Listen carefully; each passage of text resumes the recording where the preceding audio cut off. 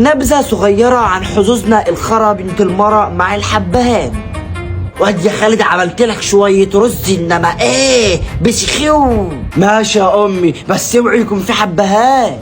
ما ينفعش يا حبيبي الاكل هيطلع زفر، هو حطيت حبهانية واحدة بس.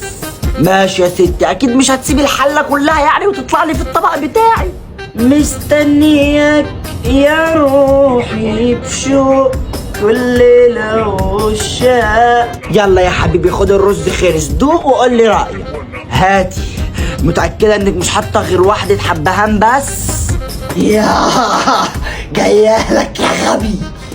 والله والطبق بتاعك بصيت فيه ما لقيتهاش، خلاص ما تقلقش. بسم الله الرحمن الرحيم. لا تصدق حلو وما فيهوش حبهان. السلام عليكم، ازيك يا حبيبي، عامل ايه، اخبارك، وحشني ورب تكون. فيها واد مالك.